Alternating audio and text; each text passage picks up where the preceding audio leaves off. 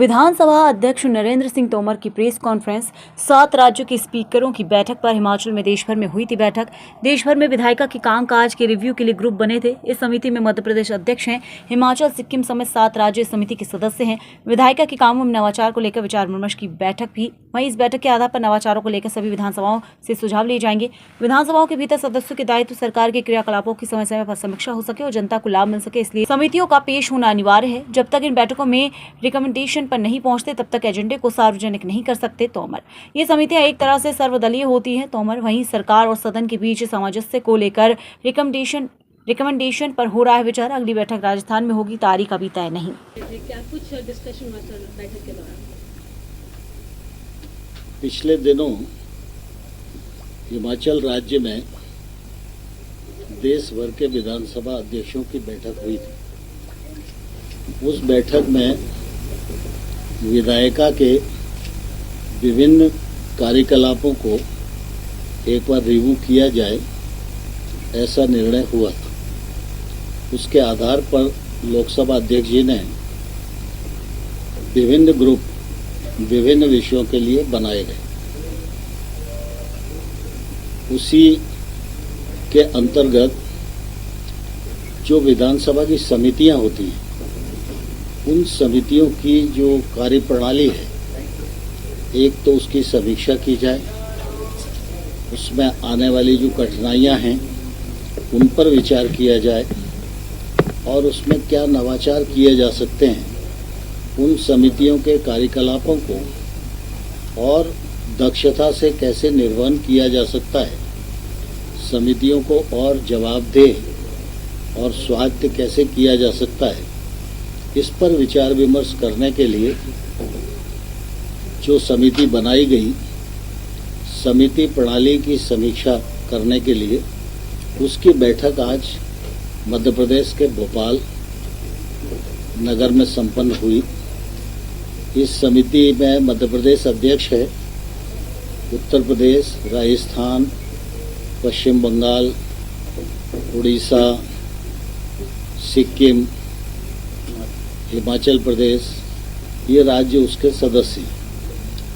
मैं समझता हूं कि आज ये अपने प्रकार की पहली बैठक थी और प्रारंभिक बैठक काफ़ी सार्थक रही। इसमें एक आध को छोड़कर बाकी शेष लोग काफ़ी विधायिका की दृष्टि से अनुभवी हैं।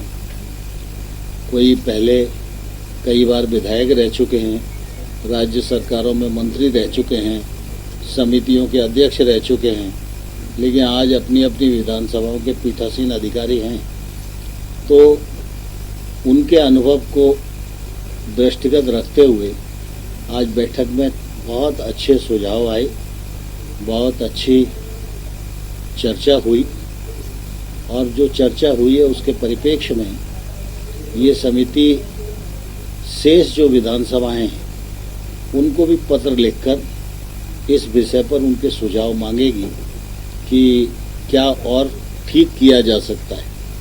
और उसके बाद हम लोग 1-2 बैठकें अभी और करेंगे। ये बैठकों की निरंतरता बनी रहेगी, लेकिन 1-2 बैठकें और करें और बाकी सब विधानसभाओं के भी सुझाव आ जाएं। उसके बाद फिर समिति अपनी रिकमेंडेशन प्रस्तुत करेगी। तो इसके पीछे कुल मिला के कोशिश ये है कि विधानसभाओं की अपनी भूमिका महत्वपूर्ण होती है, लेकिन विधानसभाओं के भीतर सदस्यों के दायित्व और विधानसभा की कार्यवाही और सरकार के कार्यकलाप, इन सब का सूक्ष्म निगरानी हो सके, समय समय पर समीक्षा हो सके, जनता को उसका सीधा लाभ पहुंच सके, इस दृष्टिकोण से इन समितियों का और दक्ष होना आवश्यक है, ऐसा सभी लोगों को लगता है। और इसलिए ये समिति बनाई गई है और मुझे लगता है कि जैसे 1-2 बैठकें और होंगी तो कई चीज़ें और निकल के आएंगी। बाकी विधानसभाओं के भी जो सुझाव आएंगे उन सब को लिपिबद्ध करके फिर हम लोग निर्णय की ओर आगे बढ़ेंगे और अपनी रिकमेंडेशन प्रस्तुत करेंगे। आज की बैठक में 100% उपस्थिति थी। जो लोग भोपाल आए सबको भोपाल बहुत अच्छा लगा और इनमें से अब लोग उज्जैन जा रहे हैं, कोई ओंकारेश्वर जा रहा है, कोई इंदौर जा रहा है। इन सब जगह घूमते हुए इंदौर से अपने अपने गंतव्य स्थान को पहुंचेंगे। तो निश्चित रूप से मैं समझता हूं कि यात्रा भी अच्छी रहेगी। श्रावण मास है, महाकाल बाबा के दर्शन भी सोमवार के दिन हो जाएंगे, कल पूजा अर्चना भी हो जाएगी और भोपाल भी उनको बहुत अच्छा लगा और मध्य प्रदेश भ्रमण करके जाएंगे तो मध्य प्रदेश भी उनको बहुत अच्छा लगेगा, ऐसा मुझे लगता है। मैं इस अवसर पर यही कह सकता हूं कि आज की बैठक में बहुत ही सार्थक चर्चा विषयों पर हुई है।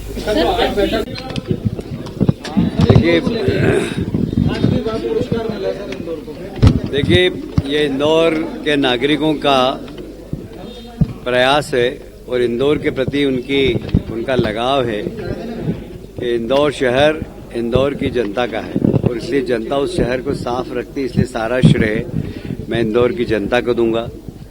फिर नगर निगम के अधिकारी और हमारे महापौर जी के नेतृत्व में जिस प्रकार सक्रियता से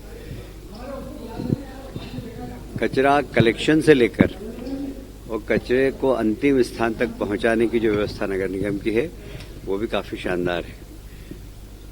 देश भर के नगर निगम वहां हमेशा देखने आते हैं पर कोई अनुसरण नहीं कर पाता है।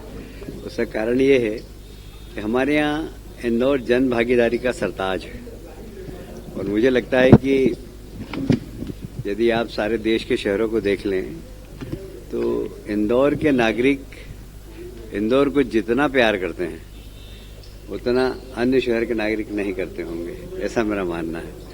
जिस दिन अन्य शहर के नागरिक भी अपने शहर को प्यार करने लगेंगे तो इंदौर जैसा शहर साफ रहेगा, फिर हमारी कंपटीशन में उतर पाएंगे। शहडोल में